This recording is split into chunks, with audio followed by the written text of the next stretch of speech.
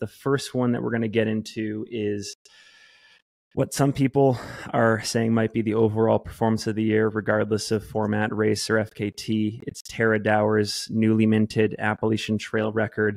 I'll cue this up for the audience. For people that don't know, the AT is a 2,200-mile trail stretching from Mount Katahdin in northern Maine to Springer Mountain in northern Georgia. I would say alongside the Barkley Marathons, I think it's one of the few endurance feats in our sport that the general public kind of pays attention to. People like Jen Farr Davis and Scott Jurek, I think, really helped elevate it that way. So the overall record for Tara going in, she had to beat, I think it was 41 days and change. That was held by a guy named Karel Sabe, who is a legend in our sport. Tara came into this with a pretty impressive resume. But I thought what was interesting is, like, this is back in June or July. She comes in saying, like, I'm going for the record. And I think initially a lot of people were saying, oh yeah, Jen Farr Davis, her record has stood since 2011, 46 days. Makes sense. Go for it. And she's like, nah, like, I'm going for the whole enchilada. I'm taking down Karel's record. And we're all like, oh shit. And yeah, like, she freaking did it, dude. Like, she took 13 hours off his time, had to come from behind, like 10 days in. She was, I think, 115 miles behind his pace. So she came from behind to do it too, like hard charge. Those last 30 days was picking 3-4 miles a day off that lead before overcoming it in the final days. Now we're here. You and I are making sense of it. I think for starters, I'll throw this to you. Were there any elements of this, that stood out in particular for you? Like, as you were following this or as you were making sense of it after the fact, what stood out? I think one of the biggest elements of this that has intrigued me the most was Tara's racing season leading up to the start of the AT, which it seems like when most people announce that they're going to go for an FKT attempt on one of the long trails like this, they clear the calendar, beforehand. And this is like the single big focus. Whereas, like, we at Javelina last year, Tara was there, like, gunning for a golden ticket with the intent to go run Western States. And then she gets into Hard Rock, and then it's like, oh, well, this is only a couple weeks before you start the AT. She's like, yeah, this might be an awesome training run, as well as a handful of other races prior to that. And I don't know, maybe you know this better than I do, but it just seems like she raced a fair amount more as a, competitive ultra runner prior to just going into something like this. And it just has me thinking about, like, is there such a thing as training for a long trail FKT like this, other than, she, prior to Tara becoming an amazing runner, she was pretty quick already in regards to some of these through hikes. So is it just a matter of, like, have the experience for the through hiking and then go and get really good at mountainous hundreds, and then boom, combine all the pieces together again a couple years later? What do you think about that? Your point about, like, what it exactly means to be quote unquote race ready for either a multi-day or a multi-week effort, I think is being rewritten as we speak. Like, and again, I am not an athlete at the level of Tara, but just from the Cocodona experience last year, I would contend in retrospect that the quote unquote freshness that you would seek heading into a 50K or 100K or 100 mile, that only matters for like the first 12 hours. And once you've gotten over the hump of, like, being out there for 12 hours, like, you're tired no matter what, like, you're kind of dragging no matter what. And I think with a thing like the AT, like, you could have something like Hard Rock on your calendar a month before. You could have already raced 7 times this year, but, like, that state of mind and that state of your legs, you're only probably going to benefit from that for, like, the first day or two. And then you're going to be in the state that you would have been in whether you had raced 7 times or 0 times. So to me, that's one of the most amazing outcomes of this, is, like, you can maybe load up whatever you want outside of a super crazy multi-week thing before that or multi-day thing before. And, like, great. So I just think we're learning so many anecdotal lessons from Tara, and she looked amazing too. Like, we interviewed her earlier this week. Yeah, I know, she was, like, totally there. That was incredible. totally there, looks healthy, looks, she even said in her interview, I like right now, I think I could go run 3 or 4 miles, and like mentally I don't want to, but physically I totally could. And I was just like, wow. Yeah. I mean, that brings me to the other point. You had mentioned, that once she got out of the whites, she was 100 plus miles down on the record. It could be easy to, throw in the towel and be like, okay, we'll pivot to the other goal. But then they just started writing up like, okay, well, no, if you hit these miles each day, or if you hit this mileage mark tomorrow, that will keep you eligible for the next day. And, it just has me thinking about like, do we still yet know anything about pacing in regards to these long trail records? It's like, was Tara's more conservative approach in the first, couple 100 miles, did that give her muscles like far less breakdown, and the body, did she actually see positive training adaptations from those first few weeks? Not even first few weeks, that she's like halfway done after 2 weeks. From this first bit, she actually see positive training adaptations that then allow her to be that much stronger towards the end versus, going out kind of hot, but not so hot that you have to drop or anything like that, but maybe getting into slightly too deep of a fatigue hole, and then you're just zombie walking 40s for the rest of it, because that seems like what we've more commonly seen. And then, watching a lot of Tara's days on, social media and stuff, like she was still running like good amounts and looked pretty good doing it. So I just wonder where the like science behind, the way that she purposefully or accidentally paced this thing could land for future FKT attempts. Here's another thing to consider, and I'm going to borrow one of your quotes because we've talked about these long trail FKT attempts many times in the Long Run archives. And one of the things that we have observed is it's typically something reserved for a great athlete at the end of their career. Like you've talked about the swan song, you've talked about grinding that ankle cartilage into dust one last time. And I think one of the things worth mentioning here is Tara did this squarely in her athletic prime. She's 30 years old. She's doing this alongside races like Hard Rock and the Umstead 100. She's not waiting until the end of her like feasible high performance years to do this. Like it is squarely in her prime. And so now we have a great case study alongside, I would say, Joe McConaughey definitely did it in his mid 20s when he went for the self-supported record. Like here is what is possible on these long trails when you're young. I'm sure recovery plays a part in that. Like she didn't get injured. Yeah, that's huge. Like she didn't do the whole, 15 final days with, various bands strapped around her knees and ankles and IT band. A lot of the times I get nervous for, someone in their prime doing something like this. It's like, dang, they're going to be out for the next year. Like, they're not going to do anything significant in 2025 because you're typically just flirting with a line on E for the last 50% of the sort of FKT. I didn't get the impression that Tara was in that spot for that long. It seemed like she did a really good job of managing the nutrition. I'm not quite sure what the sleep was like, but the mental headspace. And then again, maybe something about the pacing where if I'm a betting man, I feel like Tara's probably going to knock out some awesome trail results next year.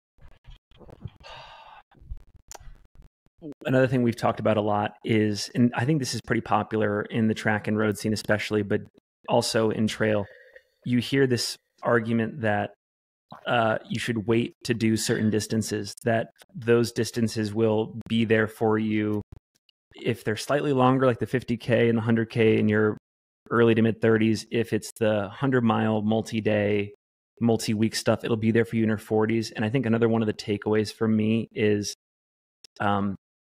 the high performance aspects of those might not be there for you if you wait. Like they're actually also there to be taken advantage of right now. Like if you want to invest in multi-week when you're 28 or 29, like that's a great time. Just like it is to focus on the 10K or the 50K or whatever you want to be quote unquote fast at. Like, Yeah. I think the recovery piece, I am so fixated on that. So want to throw that in there too. Yeah. Yeah. That's a really great point. Like someone at 30 years old, in theory, should be able to recover each night better than someone who's 45 doing this, assuming level playing field for nutrition and all that stuff. Like that's just age, like Father Time's undefeated. So then it's like, gosh, well, what if you have that, like, when are we going to see that like 22-year-old just go and blast one of these things? Just waiting on Hans Troyer. I feel like he's got one in him. Here's one more thing that we picked up from the interview, because we also talked to her crew as well, which is, I haven't released that one yet, or at least I haven't as of the 25th of September, but they talked about this race car strategy where basically for the duration of the trail, Tara like totally and completely outsourced her mind. She was not allowed to entertain thoughts of quitting. They had a plan at each aid station. They were like spoon feeding her figuratively and literally. And I think she said something like 85% of the time out there on trail. So, again, we don't do public math on Singletrack, but 85% of 2,200, that's a lot of miles, maybe 1,900 miles. She was accompanied by a pacer. So I don't think she had a lot of time to necessarily be in her own head without people around her, reinforcing the goal, helping her stay on track, make, good decisions. And I think that's key too, because I don't think other supported efforts, maybe Scott Jureks had the same level of like sociability to it, and the runner being the race car. Yeah. Oh yeah. I think that's such a big difference maker in regards to like, you don't have to worry nearly as much about your safety out there, or like, if I fall and break my ankle, am I going to get sick? You're like, oh, if I fall and break my ankle, I've got so-and-so right here. That then in turn is going to lessen your chances of falling and breaking that ankle because you're out running slightly less stressed. Like if we're reducing those cortisol levels, 20% for the entirety of the trail, like you are dealing with less inflammation. You are able to eat better. You're able to fall asleep quicker. Like I think there's just so many benefits that come with having, that kind of, support and company out there. This just came to mind. So you and I were testing the superhuman rings, the sleep rings. It's like a competitor to Aura, I think. There is also a part of me that wishes she had a partnership with Koros with the heart rate arm strap and like superhuman or Aura. And the crew was methodically capturing all that data. I would love to see like her, whatever, like the equivalent of her sleep scores, performance scores were heading into each day. And then overlaying that on just how she performed from like a heart rate standpoint, perceived effort, all that. It would be so fascinating. Yeah. Like if we had a Lululemon further amount of research towards Tara's AT attempt. Oh yeah, that would be so fascinating for sure. I wrote down, so I have a lot of like economic thoughts on this too, that I'd love to riff with you on. And I wrote this down. There's an excellent Substack. It's called Matter of Brand. It's written by Matt Trappy, who we actually had on the show a few weeks ago. And his latest post, he gets into sort of the opportunities for Tara in the sport here. And I encourage everyone to read it. We'll link to it in the show notes. But he poses a lot of interesting questions around what she can do with this, what her partners can do with this, what the sport can do with this. And he also sort of reflects on how monumental this has been for other athletes in her position in years past. So get this. You take Jen Farr Davis, who we had on the pod about a year ago, so go check it out. She set the women's FKT and the overall FKT way back in 2011. Totally different era. I would say like more hostility or at least indifference to female athletes at the time. She still lands on the New York Times. She makes an appearance on CBS News, writes like 9 popular books, starts and sells a successful hiking guiding company, starts a successful speaking company. So she's talking at Google, Volvo, General Electric, etc. Like even in that era with so many things working culturally against her, still transcends the sport, goes mainstream, doesn't have to register another athletic performance necessarily again in her career, and has that. So Matt is basically like, in this more hospitable environment, the sport is bigger. It's an even more impressive accomplishment. She's got more tools at her disposal, maturing social media. What opportunities does she have? So I brainstormed a couple, and I said, I agree with like the Jen situation where even though she probably totally will, I don't think she has to register another like key performance again in her career. Like, she doesn't have to be a performance driven athlete anymore if she doesn't want to be. Mm-hmm. She could totally get off that hamster wheel and do whatever she wants.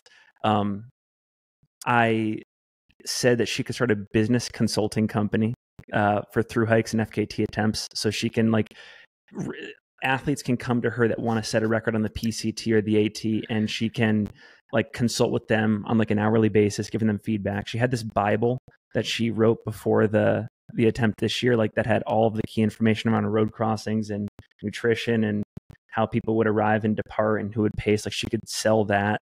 And then the last thing I said, because we could probably go back and forth on so many ideas, she may not want to take any action. Like, this could be a Vincent Bouliard situation where like she achieves the ultimate success in the sport, but she was already so happy and content to begin with that it doesn't change anything, which would be also totally amazing too. So I don't know if you had any ideas that came to mind for you, but like those were just a couple that I had. I feel like the world of fastest known time is at an interesting crossroad right now between with like not only how impressive like the actual performances, but with how the potential reach that this performance could have. You know, like you said, like Tara could start a company where she, you know, sells her playbook for the AT. Yeah. How many people do we want doing fully supported FKT attempts on the Appalachian Trail? Like, what's the sustainable amount? Like, you know, I've always like this. There's an interesting, I don't know, probably like yin and yang with people doing speed attempts like this versus like, well, I guess just not, because at one point, is it too many? And like, you know, I'm sure Tara's, you know, if she's thought about it, it's like, well, then like, do you want to sell that playbook and be the one that's like, yeah, I encourage everyone to go try and set a speed record on the AT. I don't know. It just seems like it's such an interesting line. Whereas like, you know, in 2011, it seemed like such a foreign thing. Whereas like no one knew what this was. It was this total underground thing where anyone who like truly pays attention to it is like, oh, well, the Appalachian Trail has been around forever. You know, now 2024 with just fastest known time being in such a bigger spotlight. I mean, there's been more FKT attempts / controversies in the last few years than probably all previous years put together. Is that a result of the actual FKT scene growing from people doing it, or just from a media standpoint, or both? I don't know. I don't think there's a right or wrong answer to it, but it's just an interesting thought game and conversation. You know, we talked about like the sleep trackers and the heart rate straps earlier. Do you think that in terms of an ideal arena, there could be a long trail equivalent in future years led by a brand equivalent to the Carbon X event or Breaking 2 or what Further did this last spring? Like actually like put on a sanctioned just yeah, like something like, we're, you know, 2,000-mile race. We are congregating around this athlete who is committed to breaking whatever 40 days on the trail, and we're going to bring the ultimate content experience to the audience. We're going to throw every single measure on this athlete in terms of heart rate straps, watches, internal heat stuff, the sleep trackers, whatever. We're going to have every single type of person on hand to make this equal parts performance experiment, science experiment, entertainment value, everything. Do you see that? Is that a possibility in the future? I mean, I can totally see it as a possibility, but Gosh, I don't know. It just seems so opposite of, FKT culture to, like I've been thinking more about like what Jeff said in our last episode about just like the soul of the sport and like the soul of FKTs. Like part of me wishes that there was zero online presence with FKTs. And then it was a full underground thing where, it was just a matter of like people texting other people about like, oh, it happened, where it's like, Finn, if I had an FKT on something and then you texted me, hey, I just broke it, and you had no GPS data or anything like that, I would believe you, because that's just how it works. Like, why would you lie about something like that when there's no benefit outside other than just simply you wanted to try and do this faster than me? Like part of me kind of wishes that there was a little bit like that too. Cause like I first came into, when I first came into the sport around 2014, there was lots of assaults on the rim to rim to rim FKT, as well as the Mount Shasta FKT. And the fastest known time website existed, but people weren't like doing these big like video productions and Instagram posts being like, I'm going to do it on this time. Usually it's just like it happened, and then the person who had it before gets a text from Ricky Gates that says, hey, you got to mail the belt buckle over to so and so. And there's no way for brands to really make money off that, but part of me really loves that kind of underground nature of it. Kind of like street racing. Like you can't go on live on Instagram, and like Red Bull TV can't talk about this illegal street race. Yeah. But like it's awesome. Like the I forget what it's called, the Cannonball Run, which is the race from like Santa Monica to New York, and you drive in a car as fast as you can across America. Like that is so illegal, and you don't hear about it until after it's done. And then you hear about like the cars, the drivers, what went into it. And it's like, damn, that was cool. Like, I know I'm never going to be a part of that scene. I'm never going to know what's going to happen before it happens, but I love hearing about it afterwards. I totally, as I was prepping for this episode, because I was just trying to think of like various pro and con arguments for more brand involvement or intervention.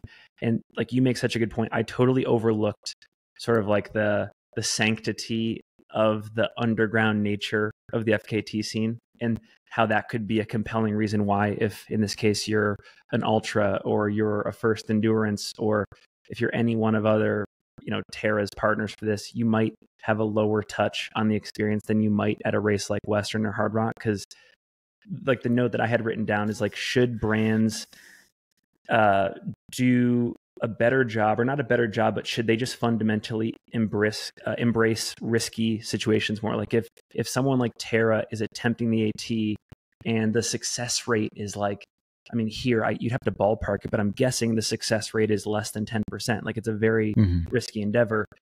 Despite that success rate, do they still pour a ton of resources in? And I was going to say absolutely, because there's still amazing content and activations you can pull from it. And the example that I give, even though this wasn't Brooks driven, I think it was, when Scott Jurek went back to the AT back in 2021, he had a bunch of his friends helping him, Luis Escobar, Ryan Doozer. I think Ryan just independently made this film. It ended up being called Defeated Dreams. The title's Defeated Dreams, Scott Jurek's 2021 speed attempt on the Appalachian Trail. So it's basically a vlog cataloging Scott's first 6 or 7 days on the trail in Maine before he pulls the plug because of injury.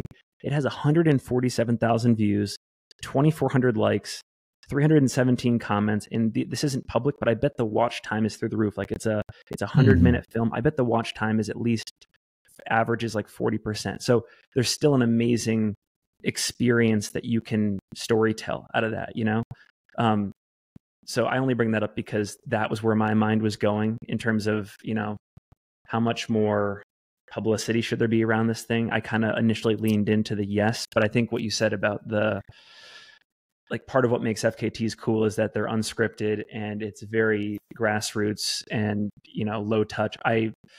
It's hard to argue against that. And I'll just I don't know. I have no problem hearing about it afterwards, and part of me is I feel like Tara probably isn't targeting the AT FKT because Ultra has, $1 million bounty on it. She's probably targeting the FKT for the AT because it's a project she's wanted to do for a while. And right. She's fortunate enough to be in a position where she has a company like Ultra that's very big in the thru hike community supporting this project. It's she was probably going to do it either way because she wanted to. It's not about the money, although I also, now after the fact, Ultra should definitely be, I hope she's getting a big old fat bonus for this. But I don't need Tara to feel the need. I don't want her to feel the camera pressure over the course of 40 days on the trail. Going back to kind of the soul of FKTs, I want her to just be her and her crew out there, just doing their thing, totally solo. And, maybe Ultra has people hiding in bushes with cameras, but I think part of the freedom of the FKT of I decide the day I'm going to start. I decide when I'm going to start each day. I decide when I'm going to stop each day, and not having to worry about who's directing this big, media project behind it. I can see all that stuff afterwards, but I don't need the durings other than just maybe, having her GPS tracker cool, or the occasional crew update. Yep. Cool. But I don't know, I have no problem just letting her do her thing out there and talk about it afterwards. I should also say that all of my opinions on this in terms of the content being produced, it's totally selfish as a fan. I think I say it less as here's what a brand should do from a capitalistic standpoint. It's more just I'm a fan. I love the AT. And I even got joy out of just refreshing her tracker and just seeing this dot move at a snail's pace over the course of a day. But I'm just if I could just see a daily vlog coming out of this, Sally McRae's 200-mile project over in Mammoth with Tim Tollefson, to see even just the BTS for that was incredible. So yeah, but that wasn't an FKT attempt of any sort, right? It was just a solo project where there's probably a little bit more time to dedicate a little bit of brain energy towards that. I just feel with the effort that Tara puts out for this FKT, she's not doing any sort of daily interview, just knowing that I got to do this. I can't forget about this slug that I saw 7 hours ago because I got to talk about it later. You don't have the brain space for that. But I want to see her live not having the brain space for that. I know. I totally hear what you're saying. And maybe in this other scenario where you said, some company gets permits, 6 permits for the entire AT to all start at the same time, and we have a straight up race. Yeah. Okay. Yeah. Go media the shit out of that. So I should preface this too by saying I recognize that this is a totally uncomfortable question to ask. The only reason why I asked it was not to be nosy. It was to hopefully just give people that wanted to go do this in future years the idea of what it takes. And I asked her towards the end of the interview, I was like, hey, how much does this cost? How much does it cost to do this thing? I was shocked. I was expecting her to say upwards of 50, 60, 70 grand because the benchmark, as Carl Meltzer said it, I think he got $100 grand from Red Bull, maybe a little bit from Hoka to make his 2016 attempt possible. He really threw money at this thing. And Tara was like, yeah, I think I'd have to go look back at my credit card statement, which, by the way, I paid on the trail, which is so baller. But she was like 6 to 10 grand. And I was like, no freaking way. That is so much lower than I thought. And she also said we had more than enough resources. It was a comfortable budget. And I was like, wow, that's incredible. So, I mean, this is more accessible than I thought. That's still a lot of money, especially for the running community. But wow. But her crew donated their time Yes, Right. Like for if sure. if like Ultra paid for them as employees to be out there, I mean, I would absolutely fight with Ultra that they need to pay me an F ton of overtime because I'm working 24 hours a day for 40 days. That would ring the price up. But like, I don't know if Carl got to do that. Like, did he get to pay his crew out of Red Bull's pocket? Yeah. Or is Red Bull listening to your podcast being like, wait a minute, he just pocketed $85,000. There's got to be some meme format out there that we can plug in this 6 to 10K ratio against 100 grand. If someone can find that and send it to us, I'm sure there's one out there. Gosh, the dollars per mile out there. I know we've talked a lot about this. One more thing I wanted to say. You and I have talked a bunch about whether or not it makes sense to have agents if you're a pro trail runner these days. And that's a whole nother conversation. But the new person that comes to mind for me in the wake of all this is it worthwhile having a PR person, not an agent, but a PR person, especially if you know that you're going for something pretty monumental that you're going to want to have content, assets, and connections ready for as soon as you strike gold. So if you're someone like Tara, before you set out, maybe working with the most relevant endurance related PR agency in our sport, giving them the lay of the land about who you are, what your story is, et cetera. And while you're out there for 40 days, they're helping track, they're crafting the narrative, they're building all the graphics, they're getting video ready, they're reaching out to Rich Roll, et cetera. And in those 3 or 4 days after, when you're like comatose and trying to come back to, they're doing all the hard work of lining up interviews and getting your content out. Especially in our sport, when you have like 4 or 5 legitimately legendary shots on goal in like your 10 to 15 years in the sport, I don't know if this is a bad idea. I think it's actually a really good idea. Yeah. Do you think something like that is Tara's responsibility, or should she just be able to ask Ultra for it and Ultra outsources that and is like, yeah, we'll take care of that for you? For something this big, if I'm Ultra, I'm absolutely being like, yes, I will do this for you. We will pay for it. Yeah. Of course, we get to piggyback all this content, but we will make sure that you get everything you need. Like, I just don't see how a company like Ultra doesn't also win in this scenario. It's like, yes, of course, we'll make sure that you get on Jimmy Kimmel. Like, yes, of course, you're going to read the monologue for Saturday Night Live. I don't know. Like, it's a really good question. I think the first thing that comes to mind, because I'm sure in the next few days and weeks, brands around this effort are going to get flack around how quote unquote ready they should be to trot out these athletes, tell their stories, etc., because of the ATFKT.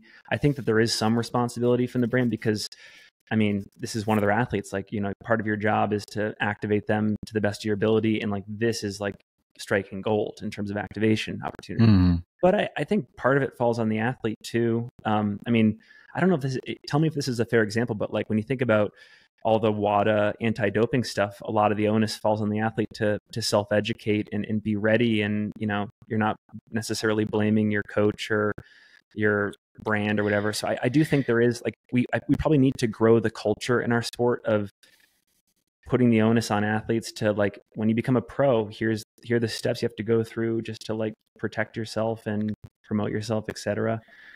I think there's a course out there or something that someone could build. Like Sally McRae could go build it. I mean, then the counter argument is that's exactly the reason why you get an agent.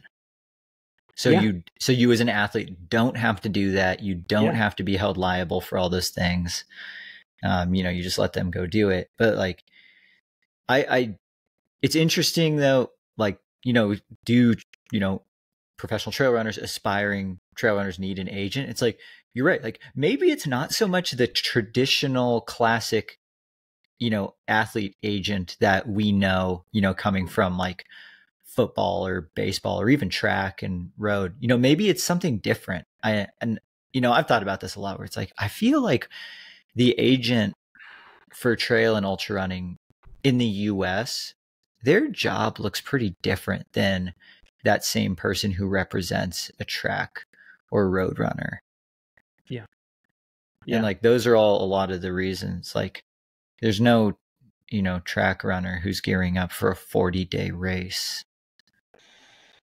It's been really interesting on the podcast side to see what a well-coordinated plan of attack or action looks like when we'll get a lot of inquiries to the podcast. It'll be like someone in like the fitness space, and the PR person has never listened to the Singletrack podcast before. So they'll send me this whole summary of the potential guest and their accomplishments and why they should come on.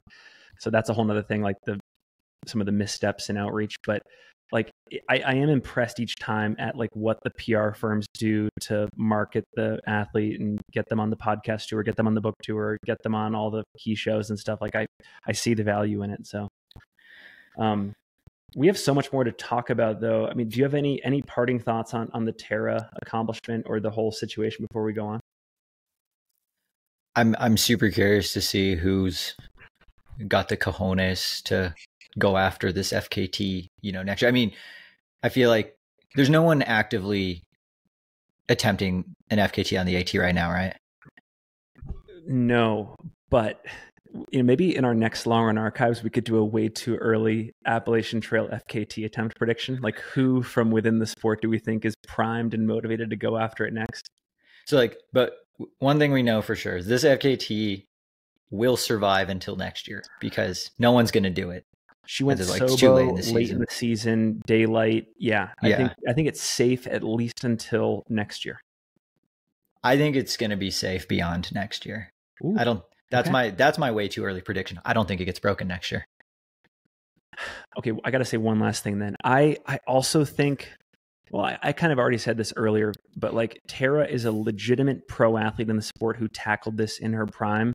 I think that if and when someone breaks this, it is going to be someone like Tara. I don't think it's going to be, and I want to be proven wrong because I think that the storyline behind this would be amazing. I don't think it's going to be this grassroots amateur athlete who is a Vincent Bouillard type. I think it's going to be somebody who... Ooh, I got a good name. Go. You know who actually has a solid, like, I don't know to the extent of through hiking, but like mountainous kind of hiking background, and then they were a pretty good runner, and I think still has some good running left in them. Dylan Bowman. Oh. I love that pick. I love that pick for many reasons. I think he's a tough mofo, and I know. Like, I think he could handle the rigor. I also think he is media primed for it. I think he'd be a great storyteller. Yeah. I think he would assemble all the assets to make it the entertainment value through the roof. It would require him sacrificing probably a stint at Western or a stint on the UTMB circuit. But I think for the free trail brand, it'd be incredible. I think whoever does this next, if they already have a brand around them to begin with, I think it's brand growth on steroids. Okay, so that's the last bit. Stuff. One person who I thought did a really good job of creating their own media tour after doing something cool was David Roach after Leadville. 100%. Like, he has met the moment, for better or worse, milked that thing so much, and I fully support that.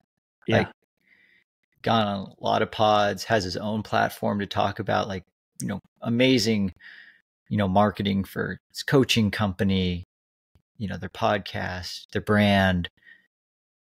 I think he's, and no agent, no shoe sponsor. I think that's an example of someone who's done a really good job solo after a monumental performance. It reminds me, he's one of the great coaches in the sport. He's one of the great athletes in the sport, and maybe underappreciated until you just mentioned it, one of the great marketers in the sport too. Mm-hmm. Yeah. And actually I've been telling him and Megan for, years, because I'm a subscriber. I think that what they did with Patreon is amazing. I think more people should follow their model. And yeah, I think that what he did after Leadville is an amazing case study.